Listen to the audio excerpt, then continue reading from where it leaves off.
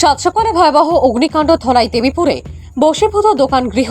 ধলাই থানা এলাকার জীবনগ্রাম জিপির পূর্ব দেবীপুর দ্বিতীয় খণ্ডের একটি দোকান গৃহ ভয়াবহ অগ্নিকাণ্ডে জ্বলে বশীভূত হয়ে যায়।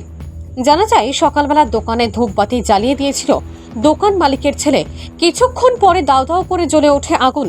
মুহূর্তের মধ্যে সম্পূর্ণ দোকান পুড়ে ছাই হয়ে যায়। খবর দেওয়া হয় দমকল বাহিনীকে। দমকল বাহিনী পৌঁছাতেই সম্পূর্ণ দোকান পুড়ে ছাই হয়ে যায়।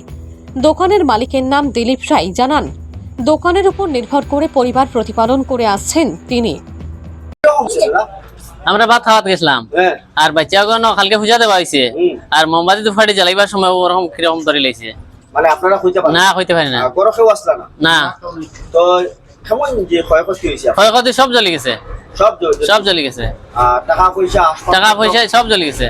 তো আপনারা আগুন লাগার পরে দমকল বাহিনীর কেমন করে খবর দিছে?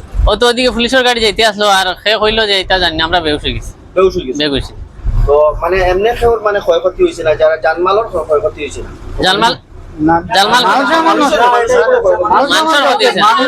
ক্ষতি হয়েছে না, ওদের তো গাঁর মানুষ এখানে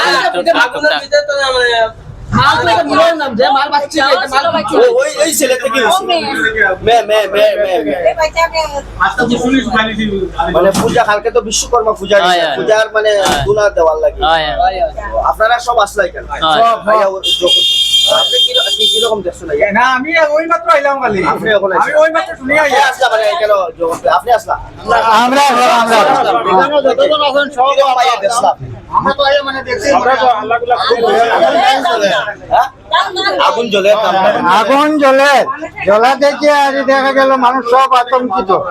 প্রথম বালতি জল আমি মারছি, প্রথম এক বালতি জল আমি মারছি। মারার পরে দেখা যায় জল কন্ট্রোলার ও সবাই লাগছেন জল দিয়ে আরে কন্ট্রোল করছেন।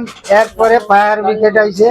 সিলিন্ডার আছে দুইটা, সিলিন্ডার আছে দুইটা, একটা কোনো রকম ইয়ে করিয়া নিয়ে ইয়ে করা হয়েছে, আরেকটা ইয়ে করা হয়েছে, সিলিন্ডার আমরা